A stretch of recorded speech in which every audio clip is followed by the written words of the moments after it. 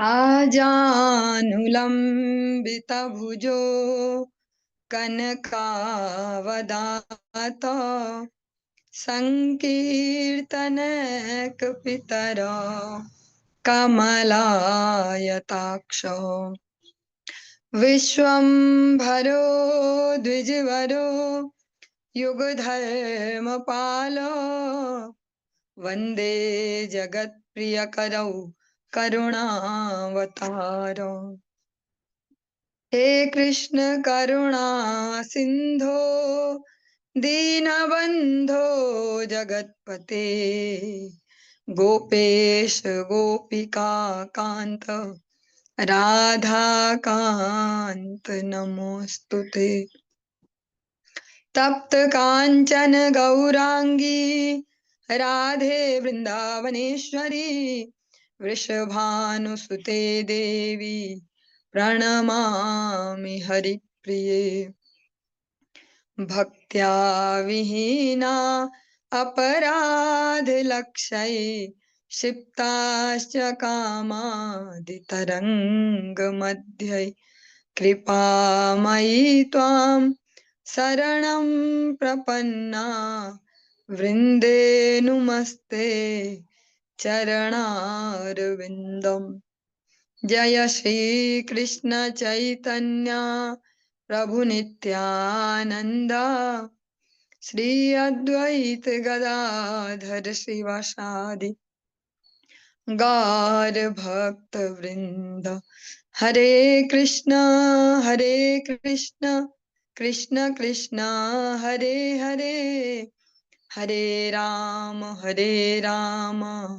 राम राम हरे हरे। सर्वप्रथम भगवान के अभिन्न प्रकाश विग्रह श्री गुरुपाद पद्म पूज्यपाद दंडी स्वामी अष्टोत्तर सत श्रीमद भक्ति प्रसाद विष्णु गोस्वामी गुरुदेव महाराज के पावन श्री चरण कमलों में असंख्य कोटि दंडवत ज्ञापित करते हुए उनकी अहेतु की कृपा प्रार्थना करती हूँ। वे अपनी कृपा वर्षण करें जिससे निज कर्ताभिमान भाव को छोड़कर एकमात्र उनकी वाणी के वाहक के रूप में अपना परिचय दे सकूं। परम गुरुदेव नित्य लीला कृष्ण विष्णुवासी श्रीमद भक्ति दयित माधव गोस्वामी महाराज परमेष्ठि गुरुदेव जगत गुरु भक्ति सिद्धांत सरस्वती गोस्वामी ठाकुर प्रभुपाद व समस्त गुरु परंपरा जयुक्त हूँ। सपाश श्रीमन नित्यानंद प्रभु श्री गौर हरि वृंदावन बिहारी श्री राधा गोपीनाथ भगवान जयुक्त हूँ। हम सभी पर अपनी कृपा वर्षण करें जिससे भगवान के पवित्र नाम और हरि गुरु वैष्णव सेवा में हम सभी की रुचि उत्पन्न हो सके। आज हम श्रवण करेंगे ग्रंथ राज श्रीमद् भागवतम के अंतर्गत 10वें स्कंद और इसका 52वां 52 नंबर अध्याय हम आज प्रारंभ करने जा रहे हैं। ओम नमो भगवते वासुदेवाय, ओम नमो भगवते वासुदेवाय, ओम नमो भगवते वासुदेवाय। आज के इस अध्याय में हम श्रवण करेंगे जो रुक्मणी जी ने भगवान के लिए संदेश भेजा। श्री सुक उवाच इत्थं सो अनग्रहीतोऽंग कृष्णेनेक्ष्वाकुनन्दनः तं परिक्रम्य सन्म्य निष्क्राम गुहामुखात्। श्रील सुखदेव गोस्वामी ने कहा, हे राजन, इस प्रकार भगवान श्री कृष्ण द्वारा कृपा दिखाए गए मुचकुंद ने उनकी प्रदक्षिणा की और उन्हें नमस्कार किया। तब इक्ष्वाकु कुल का प्रिय वंशज मुचकुंद गुफा के मुंह से होकर बाहर आया। संवीक्ष्य शुल्कान् मर्त्यान् पशून् विरुद्ध नस्पतीन् मत्वा कलियुगं प्राप्तं जगाम दिशमुत्तराम्। यह देखकर कि सभी मनुष्यों, पशुओं, लताओं तथा वृक्षों के आकार अत्यधिक छोटे हो गए हैं और इस तरह यह अनुभव करते हुए कि कलयुग सन्निकट है, मुचकुंद उत्तर दिशा की ओर चल पड़ा। जो महाराज मुचकुंद हैं, जिस समय के वे राजा हैं, वो समय बहुत आगे बढ़ चुका था और उनका साम्राज्य सारा चला गया, सारे घर परिवार सब कुछ। जिस समय वो जागे हैं तो और भी अधिक आगे जा चुका है समय, और प्रत्येक युग के साथ साथ जो जीवों की स्थिति है उसमें भी परिवर्तन होता है। जैसा हम श्रवण करते हैं कि जो रेवती जी बहुत बहुत ही लंबी थी, सामान्य भाषा में कहें तो, क्योंकि वो अ, जिस युग की थी उस युग में उतनी हाइट होती थी सबकी। पर उनके पिताजी ब्रह्मा जी के पास पूछने गए कि भैया इसके लिए पति कौन सा होगा उपयुक्त इसके जैसा। इतना पूछकर आने में, और उन्होंने तुरंत बताया कि जाओ बलराम जी। इतना आने में यहाँ कई समय बीत गया, तो फिर उनकी हाइट फिर नीचे की बलराम जी ने अपने हल के द्वारा। तो ऐसे महाराज मुचकुंद ने देखा जब बाहर निकले गुफा से कि यह सब कुछ बदल गया है, चाहे वो पेड़ पौधे चाहे मनुष्य, सबके ही साइज घट गए हैं, सभी छोटे छोटे हो गए हैं। वे समझ गए कि कलयुग बहुत ही जल्दी आने वाला है, अतः वे उत्तर दिशा की ओर उन्होंने गमन किया। तपः श्रद्धायुतो धीरो निसंगो मुक्त संशयः समाधाय मनः कृष्णे प्राविशद गंधमादनम। भौतिक संगति से परे तथा संदेह से मुक्त सौम्य राजा तपस्या के महत्व के प्रति विश्वस्त था। अपने मन को भगवान श्री कृष्ण में लीन करते हुए वह गंधमादन पर्वत पर आया। बदरियाश्रम मासाद्या नर नारायणालयम सर्वद्वंद सह शांतस तपसाराधयोद्धरिम। वहां वह नर नारायण के धाम बद्रिकाश्रम आया, जहां पर समस्त द्वंद्वों को सहते हुए उसने कठोर तपस्या करके भगवान श्री हरि की शांति पूर्वक पूजा की। भगवान पुनराव्रज्य पुरीं यवन वेष्टिताम हत्वा मल्लेच्छ बलम निन्ये तदीयम द्वारकाम धनम। भगवान मथुरा नगर लौट आए, जो अब भी यवनों से घिरी थी। तत्पश्चात उन्होंने बर यवनों की सेना नष्ट की और उन यवनों की बहुमूल्य जो वस्तु है वे द्वारका ले गई। नियमाने धने गोभिर निभिश्चाच्युत चोदित आज गाम जरा संधस त्रयो विन सत्यनीकपः। जब यह संपदा भगवान श्री कृष्ण के आदेशानुसार बैलों तथा मनुष्यों द्वारा ले जाई जा रही थी, तो जरासंध 23 सैन्य टुकड़ियों के प्रधान के रूप में वहां आ पहुंचा। विलोक्य वेगरभसम रिपु सैन्यस्य माधव मनुष्य चेष्टामापन्नो राजन दुद्रुव त्रुद्रुतम। हे राजन, शत्रु की सेना की भयंकर हलचल को देखकर दोनों माधव बंधु मनुष्यों जैसा व्यवहार करते हुए तेजी से भाग गए। दोनों माधव बंधु में कृष्ण बलराम मनुष्यों का सा आचरण करके विहाय वित्तम प्रचुरम भीतो भीरुभीतवत् पदभ्याम पद्म पलाशाभ्याम चेलतुर बहुयोजनम। प्रचुर संपत्ति को छोड़कर निर्भय किंतु भय का स्वांग करते हुए वे अपने कमलवत चरणों से पैदल अनेक योजन चलते गए। सारी जो संपत्ति ले जाई जा रही थी बैलों के बैलगाड़ियों द्वारा, वे सब वहीं फेंकी। और भगवान तो सर्वेश्वर हैं, सब ईश्वरों के भी ईश्वर, लेकिन आज वो भी भय का स्वांग करते हैं कि हमें तो डर लग रहा है, अब हमें पकड़ लेंगे, ये मार डालेंगे ऐसा। और जो उनके श्री चरणार विंद है जो कमल सदृश इतने सुकोमल हैं, उनसे नंगे पैर अनेक दूरी तक वो दौड़ते गए। पलायमानो तो दृष्ट्वा मागधः प्राशन बली अन्वधावद रथानी कै ऋषयोर प्रमाणवित्। उन दोनों को भागते देखकर शक्तिशाली जरासंध अट्टहास करने लगा और सारथियों तथा पैदल सैनिकों को साथ लेकर उनका पीछा करने लगा। वह दोनों प्रभुओं के उच्च पद को समझ नहीं सका और जरासंध जो 17 बार पराजित हो चुका है, वो देखता है अरे अब भागे ये दोनों, अब आनंद आ गया। जरासंध बहुत जोर जोर से अट्टहास करने लगा।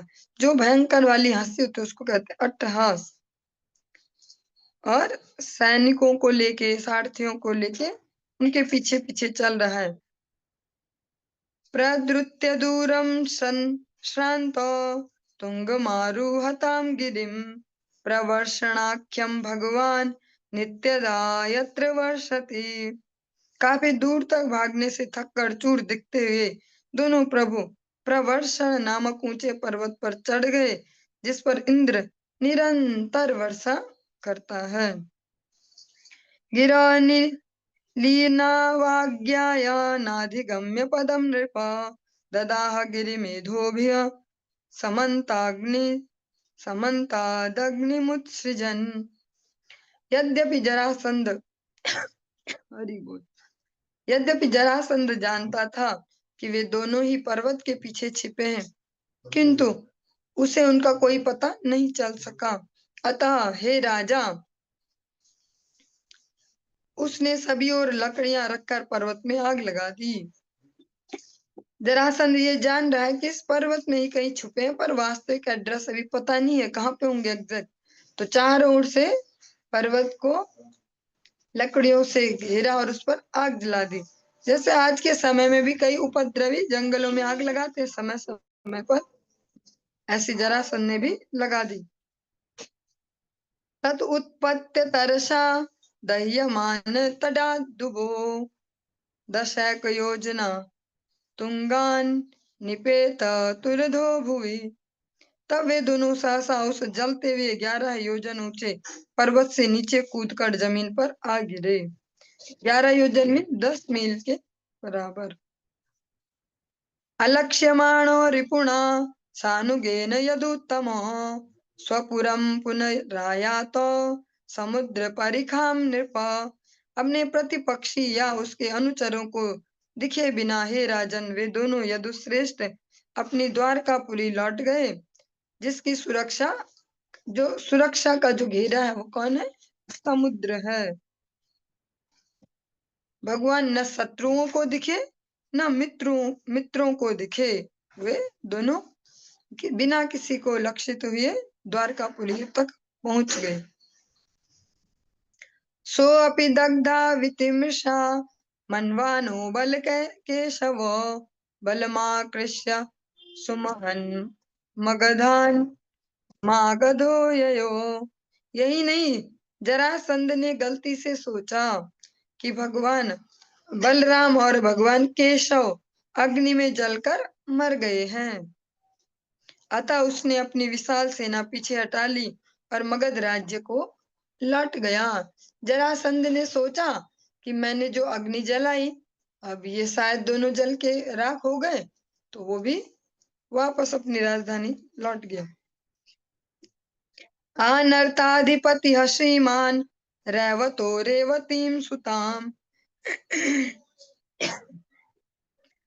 ब्रह्मणा चोदितः प्रादात् बलायेति पुरोदितम। ब्रह्मा जी के आदेश से अनर्त के वैभवशाली राजा रैवत ने अपनी पुत्री रेवती का विवाह भगवान बलराम से कर दिया।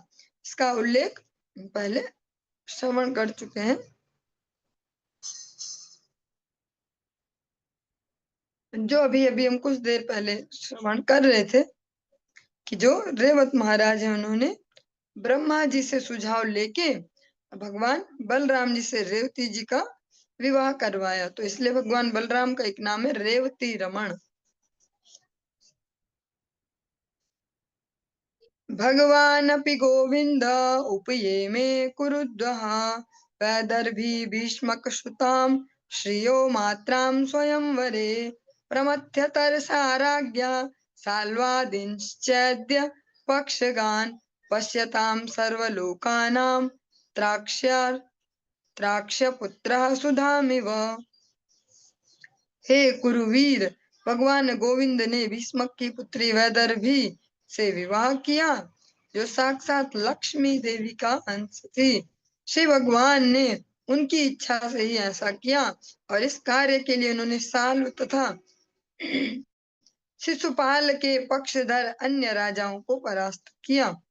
वास्तव में सबके देखते देखते भगवान श्री कृष्ण रुक्मणी जी को उसी तरह उठा ले गए जिस तरह निर्भीक गरुड़ देवताओं से अमृत चुरा कर ले आए थे।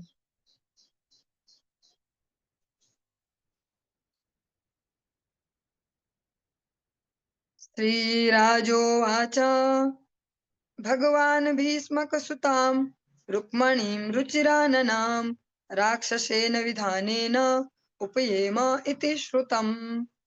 महाराज परीक्षित ने कहा, मैंने सुना है कि श्री भगवान ने भीष्मक की सुमुखी पुत्री रुक्मिणी से राक्षस विधि से विवाह किया।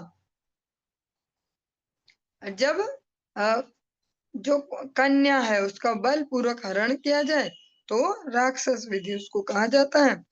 ऐसा परीक्षित महाराज जी अपना संशय रखते हैं कि मैंने तो ऐसा सुना है।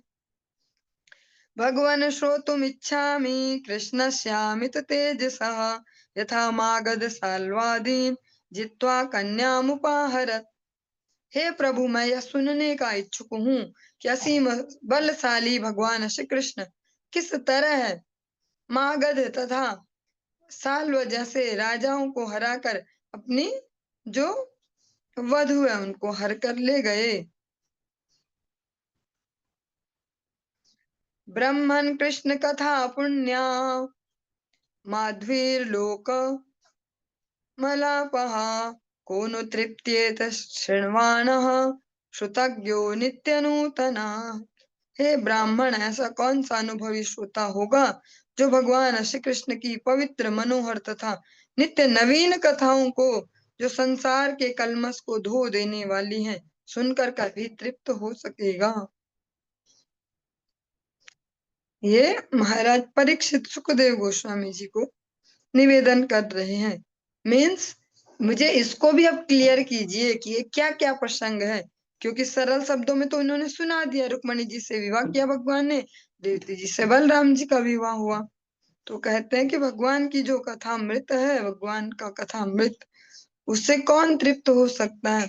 आप मुझे इस सब प्रसंग को ठीक से एक्सप्लेन करिए।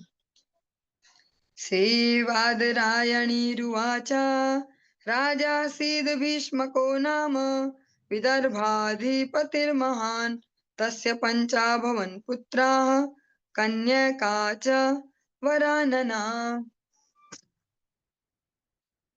श्री वादरायणी ने कहा, वादरायणी में सुखदेव गोस्वामी, जो व्यास देव है उनका एक नाम है वादरायण, तो उनके पुत्र है वादरायणी। जैसे भगवान के पिताजी का नाम है वसुदेव, उनका नाम है वासुदेव, ऐसे वादरायण के पुत्र वादरायणी। श्री वादरायणी ने कहा, भीष्मक नामक एक राजा था जो विदर्भ का शक्तिशाली शासक था। उसके 5 पुत्र तथा एक सुमुखी पुत्री थी। रुक्म्यग्रजो रुक्मरथो रुक्मबाहुरनन्तरः रुक्मकेशो रुक्ममाली रुक्मिणीशा स्वसा सती। रुक्मी सबसे बड़ा पुत्र था, उसके पश्चात रुक्मरथ, रुक्मबाहु, रुक्मकेश तथा रुक्ममाली थे।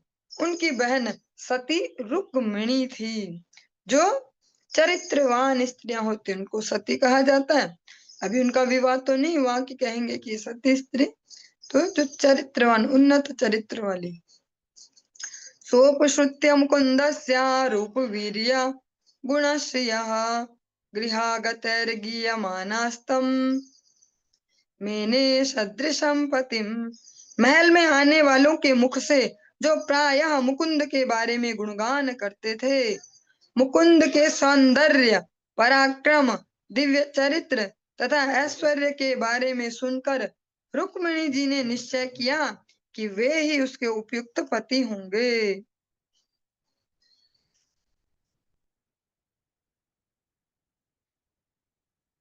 जो रुक्मिणी जी के जो स्वभाव है, उनके जो गुण हैं, उनको लेकर ही यहाँ पर मैंने सदृशम पतिम ऐसा कहा गया कि उनके लिए उपयुक्त पति।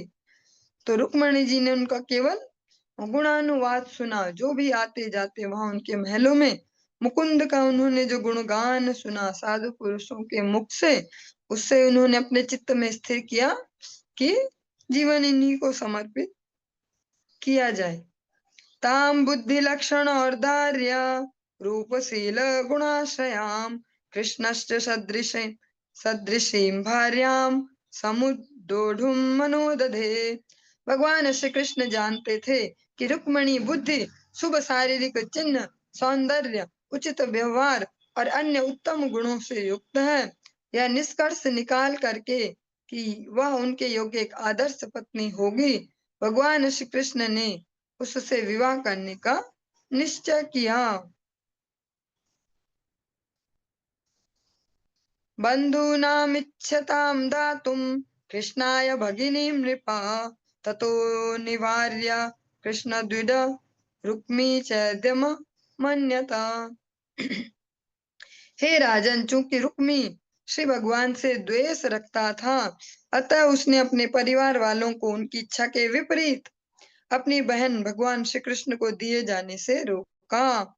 उल्टे रुक्मी ने रुक्मिणी को शिशुपाल को देने का निश्चय किया।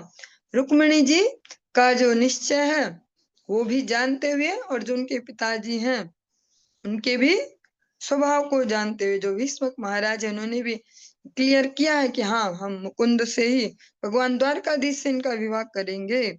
और भगवान को भी है स्थिर कि हाँ, रुक्मिणी जी मेरे लिए सही जीवन संगिनी होंगी। किंतु इसमें जो सबसे बड़ा भाई है रुक्मी, उसने उन सब की इच्छाओं को किनारे रखते हुए अपना डिसीजन सुनाया कि भैया मैं सबसे बड़ा हूँ, मेरी चलेगी और मैं अपने मित्र शिशुपाल से इनका विवाह करवाऊंगा। तद वेत्यासितापांगी वैदर्भी दुर्मनाभिषम विचिन्त्याप्त द्विजम किंचित कृष्णाया प्राहिणोद द्रुतमा। श्याम नेत्रों वाली वैदर्भी इस योजना से अवगत थी, अतः वह इससे अत्यधिक उदास थी। उसने समस्त परिस्थिति पर विचार करते हुए तुरंत ही भगवान श्री कृष्ण के पास एक विश्वास पात्र ब्राह्मण को भेजा। एक जो कह सकते हैं सक्रिय जो बुद्धि है उसका परिचय दिया रुक्मिणी जी ने। वो वहां पर दीनता तो नहीं दिखा सकती कि भैया बड़े भैया है तो इन्होंने ठीक है जो इनको ठीक लगे ऐसा, क्योंकि न तो उनकी ऐसी इच्छा है न उनके पिताजी की न माता जी की। तो उन्होंने एक सक्रिय बुद्धि का परिचय देते हुए भगवान के पास एक विश्वास पात्र ब्राह्मण को भेजा, कोई सैनिक नहीं भेजा, यहाँ पर ये ध्यान रखना होगा। उन्होंने एक ब्राह्मण को भेजा। द्वारकां स समभ्येत्य प्रतिहार प्रवेशितः अपश्यदाद्यं पुरुषमासीनं कांचनासने। द्वारका पहुंचने पर कांचनासने द्वारका पहुंचने पर उस ब्राह्मण को द्वारपाल अंदर ले गए, जहाँ उसने भगवान को सोने के सिंहासन पर बैठे हुए देखा। दृष्ट्वा ब्रह्मण्य देवस्तद वरुह्या निजासनात् उपवेश्यार हयाम चक्रे यथात्मानं दिवकशः। ब्राह्मण को देखकर ब्राह्मणों के प्रभु श्री कृष्ण अपने सिंहासन से नीचे उतर आए और उसे बैठाया। तत्पश्चात श्री भगवान ने उसकी उसी तरह पूजा की जिस तरह वे स्वयं देवताओं द्वारा पूजित होते हैं। तम भुक्तवन्तं विश्रांतम् उपगम्य सतां गतिः पाणिनाभिमिषन् पदा पादाव व्यग्रस्तम पृच्छत। जब वह ब्राह्मण भोजन कर विश्राम कर चुका तो साधु भक्तों के ध्येय जो उनके लक्ष्य हैं, ऐसे भगवान श्री कृष्ण उसके पास आए और अपने हाथों से उस ब्राह्मण के पांव को दबाते हुए बड़े ही धैर्य के साथ इस प्रकार पूछा। कच्चित् द्विजवर श्रेष्ठ धर्मस्ते वृद्ध सम्मतः वर्तते नातिकृच्छेण संतुष्ट मनसा सदा। श्री भगवान ने कहा, ये ब्राह्मण श्रेष्ठ, आपके गुरुजनों द्वारा अनुमोदित धार्मिक अनुष्ठान बिना किसी बड़ी कठिनाई के चल तो रहे हैं ना? आपका मन सदा संतुष्ट तो रहता है ना? भगवान ने भी एक प्रैक्टिकल क्वेश्चन उनसे पूछा कि जो आपके जो गुरुजन है, श्रेष्ठ जन, उन्होंने जो अनुमोदित किए हैं आपके लिए, ऐसे आप धार्मिक अनुष्ठान ठीक से चल रहे हैं कि नहीं? उनमें कोई समस्या तो नहीं है? और मन में संतुष्टि है कि नहीं? क्योंकि संतुष्टि प्रमुख है। संतुष्टो यर्हि वर्तेत ब्राह्मणो येन केनचित् अहीयमानः स्वधर्मात् धर्मात्स यस्याखिल कामधुक्। जो कुछ भी मिल जाए उससे संतुष्ट हो जाना और अपने धार्मिक कर्तव्य से च्युत नहीं होना, ये धार्मिक सिद्धांत ब्राह्मण की समस्त इच्छाओं को पूरी करने वाले कामधेनु बन जाते हैं। ऐसा तो श्रील गुरु महाराज जी के मुख से भी हम अनेक बार श्रवण करते हैं कि जो संतुष्टया येन केनवा, इस प्रकार से जो ब्राह्मण सदाचार से अपने जीवन को यापन करे, तो फिर भगवान अच्युत की कृपा से कोई कमी भी नहीं आती उनके जीवन में कि वे मरे जाए कि ऐसा नहीं हो पा रहा, वैसा नहीं हो पा रहा, सदाचार से तो जीवन बेकार चल रहा। जो भगवान पर निर्भर होकर चलते हैं, अपनी इंद्रियों पर संयम रखते हैं, उनके समस्त जो भी आवश्यकता है भगवान अवश्य पूर्ण करते हैं। असंतुष्टो असकृलकाम्नाप्यत्यपि सुरेश्वरः अकिंचनो अपि संतुष्टः सेते सर्वांग विज्वरः। असंतुष्ट ब्राह्मण स्वर्ग का राजा बन जाने पर भी एक लोक से दूसरे लोक में बेचैन होकर भटकता रहता है, किंतु संतुष्ट ब्राह्मण अपने पास कुछ न होने पर भी शांति पूर्वक विश्राम करता है और उसके समस्त अंग कष्ट से मुक्त रहते हैं। संतोषी परम धनम, इस प्रकार से आप अनेक बार श्रवण करते हैं। जो असंतुष्ट है, और यहाँ पर स्पेशली अभी ब्राह्मण कैटेगरी को ही कहा गया है, भगवान अभी उनको ही हैंडल कर रहे हैं वहां पे, कि जो असंतुष्ट है, ऐसे ब्राह्मणों को स्वर्ग का राज्य भी मिल जाए तो वे एक लोक से दूसरे लोक में भटकेंगे, यहाँ बढ़िया नहीं वहां जाते हैं, नहीं यहाँ पहले वाले में ये बढ़िया था फिर उधर भागो, ऐसा चलता रहेगा भटकना। किंतु जो संतुष्ट है, आचरणशील ब्राह्मण है, भगवान पर निर्भर होकर जीवन को चलाते हैं, वे अगर उन पर लौकिक भौतिक कुछ पदार्थ ना भी हो तो भी वे विश्रांत होकर ऐसे बिना परेशानी के एक जगह रह सकते हैं शांति से, और हर प्रकार से चिंता मुक्त होते हैं। और इसमें जो प्रैक्टिकल्स है वो यही है कि उनके अंग समस्त कष्टों से मुक्त रहते हैं। और ये सुनने में साधारण सा वाक्य है, लेकिन प्रैक्टिकली हम देख सकते हैं कि जो ब्राह्मण ब्राह्मण वृत्ति को ही कर रहे हैं, अगर उनमें संतुष्टि नहीं है तो जो जो भी वो करते जाए, भगदड़ भगदड़, यहाँ जाओ ये करें वो करें वो करें, फिर वो जो जमा करेंगे धन और पदार्थ, उनके कष्ट का कारण बनेंगे और शारीरिक कष्ट आएंगे अनेक अनेक प्रकार के। ऐसा मैंने अपने पर्सनल एक्सपीरियंस में भी देखा कुछ ऐसे लोगों को कि जो जातिगत भावना से केवल उसको वृत्तिपरक करते हैं, पर वो कष्ट में जीवन जीते हैं फिर। और जो भगवान की प्रसन्नता को सेंटर में रखकर चलते हैं, फिर उनको इस प्रकार के ऐसे दुस्सह्य कष्ट नहीं भोगने पड़ते। विप्रान् स्वलाभ संतुष्टान् साधून् भूत सुहृत्तमान् निरहंकारिणः शान्तान् नमस्ये शिरसा सकृत। मैं उन ब्राह्मणों को बारंबार अपना शीश नवाता हूँ जो अपने भाग्य से संतुष्ट हैं, साधु, अहंकार शून्य तथा शांत होने से वे समस्त जीवों के सर्वोत्तम शुभ चिंतक हैं। ये भगवान के वचन है।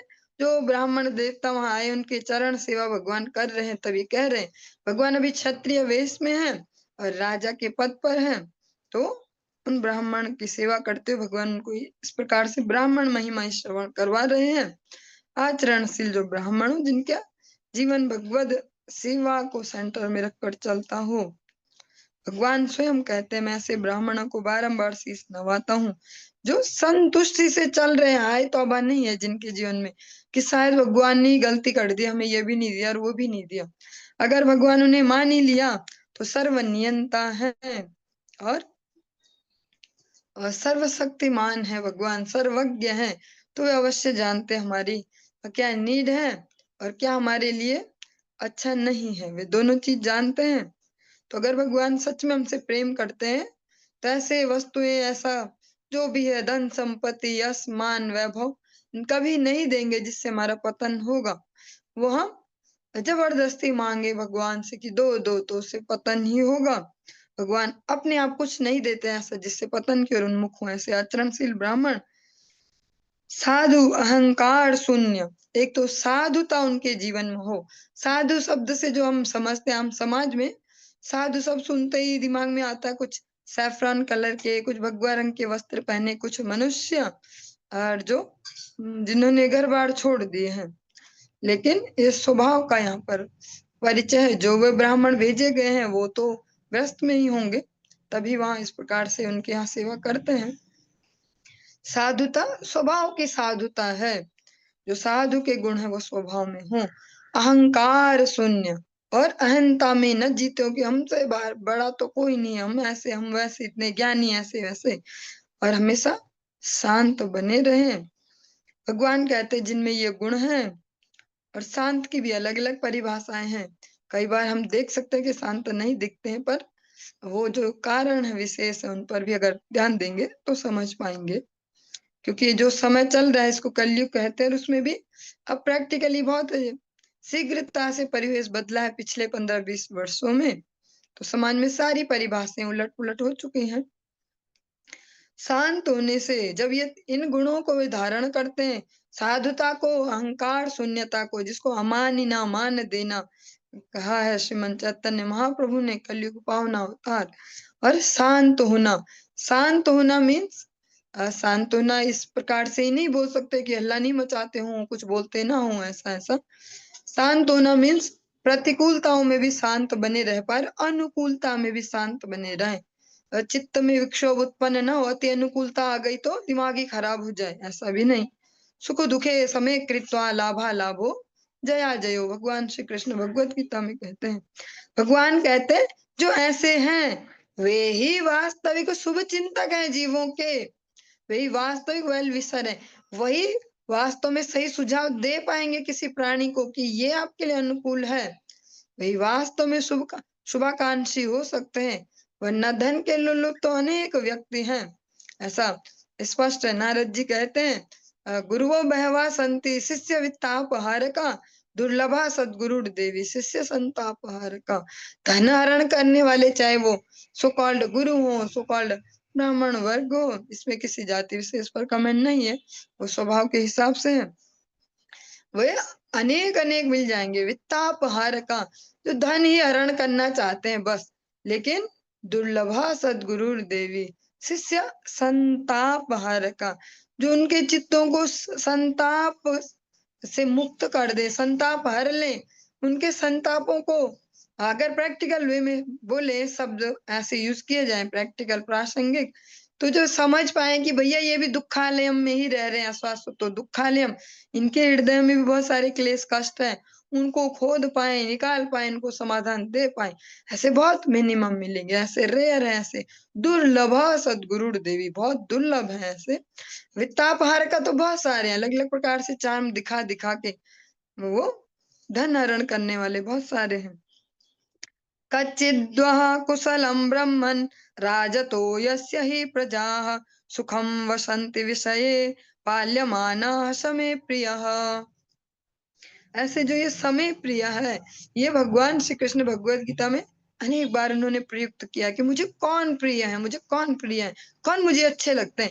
हमें तो लगता है कि हम शायद बहुत अच्छे हैं, हम बहुत अच्छे हैं, तो भगवान ने भी फिर हमको अच्छा मान ही लिया होगा, हमारा रिजर्वेशन पक्का ही होगा भगवान के घर में। कि भैया सबसे पहले यही आएंगे और इनको मैं माला चढ़ाऊं, आइए वेलकम है आपका गोलोक धाम में। पर भगवान स्पष्ट बताते हैं कि कौन मुझे प्रिय है। भगवत गीता में से अनेक अनेक श्लोक हैं। कच्चित् कच्चिद्वः कुशलं ब्रह्मन् राजतो यस्य हि प्रजाः सुखं वसन्ति विषये पाल्यमाना समे प्रियः। हे ब्राह्मण, आपका राजा आप मनुष्यों के कुशल मंगल का ध्यान तो रखता है। भगवान उनसे प्रश्न कर रहे हैं कि जो आपके राजा हैं वे जो प्रजा है उसका ठीक से ध्यान रख रहे हैं कि नहीं। निस्संदेह जिस राजा के देश में प्रजा सुखी तथा सुरक्षित है वो मुझे अत्यंत प्रिय है। जो अपनी प्रजा को पुत्रवत लालन पालन करते हैं और फिर वहां ये भी नहीं कहेंगे कि जो बस फ्री में राशन बंटवाए, फ्री बिजली दे दे, फ्री पानी, फ्री घर दे दे, वही बढ़िया।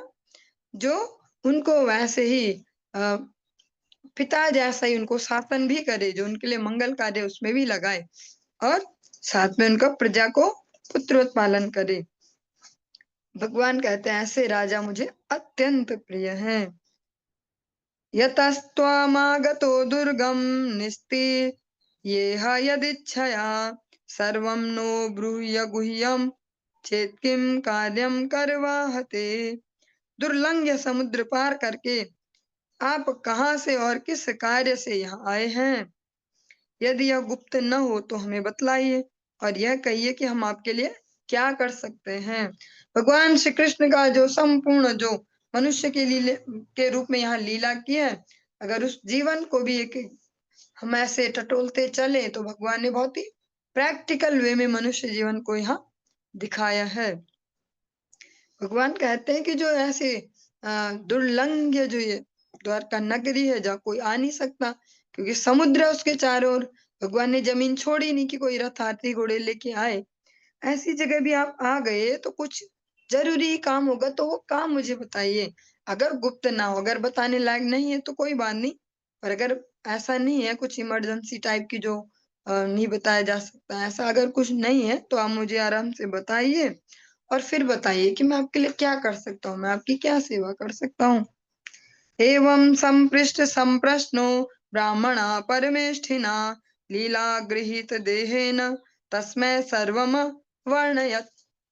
अपनी लीला संपन्न करने हेतु अवतार लेने वाले पूर्ण पुरुषोत्तम भगवान द्वारा इस प्रकार पूछे जाने पर ब्राह्मण ने उन्हें समस्त बात बता दी।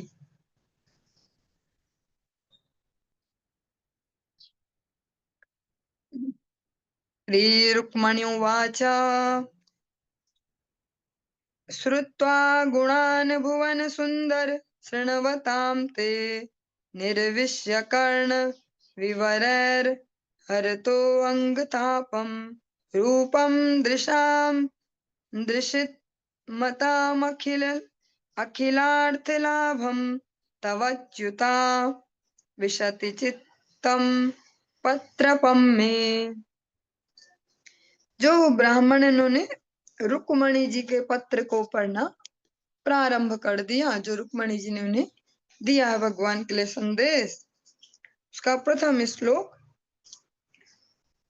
ब्राह्मण द्वारा पढ़े जा रहे अपने पत्र में रुक्मणी जी ने कहा, हे जगतों के सौंदर्य, आपके गुणों के विषय में सुनकर श्रुत्वा गुणान भुवन सुंदर, उन्होंने देखा नहीं है कि शकल भी बढ़िया होनी चाहिए, पैसा भी बढ़िया होना चाहिए। जैसे अब आज के समय में बहुत ज्यादा ऐसा बढ़ चुका है।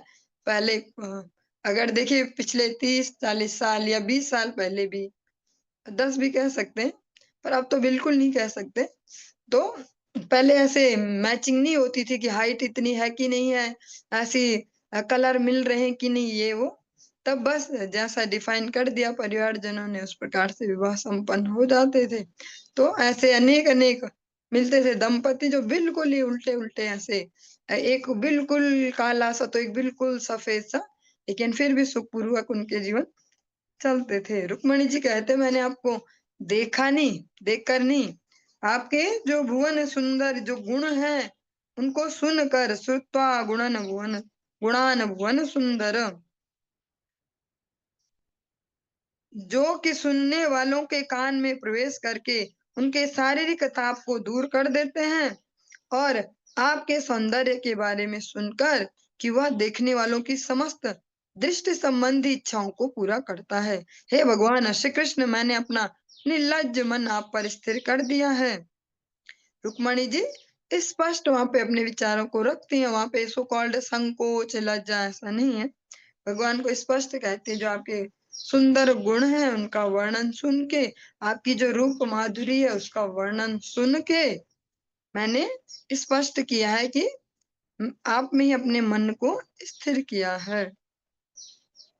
का त्वा मुकुंद महतीम कुशलशील रूपा विद्या वयो द्रविण धाम विरात्म तुल्यम धीरा पतिम कुलवती न वृणीत कन्या काले निसिंह नरलोक मनो अभिरामम।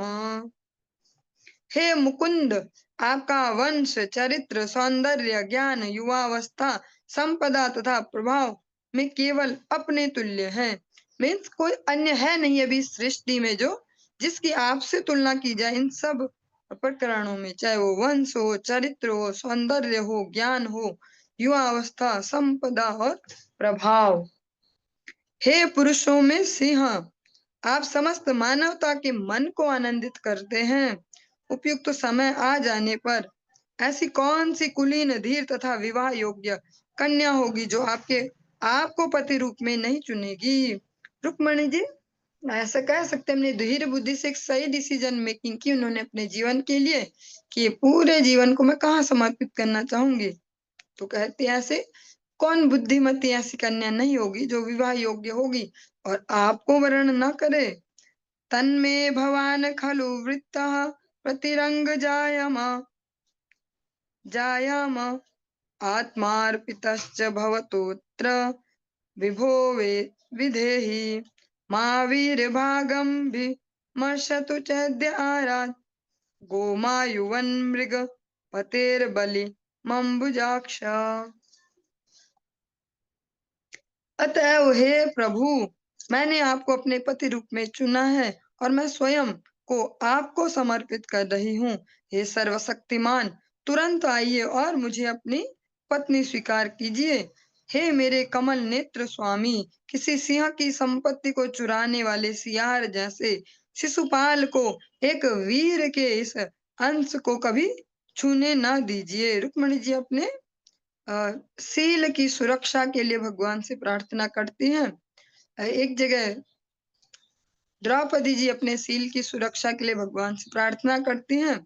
रुक्मणी जी की भी ऐसी स्थिति है कि अपने स्वयं का भाई ही ऐसे आसुरिक व्यक्ति से उनका विवाह करवाना चाहते हैं, तो एज ए स्त्री वो कोई ऐसा कुछ और तो कर नहीं सकती, तो उन्होंने सीधे सीधे वही किया जो उनके वश में था। सीधे भगवान को ही डायरेक्ट मैसेज भिजवा दिया कि ऐसी ऐसी बात है, अब आपके ही हाथों में मेरी सुरक्षा है।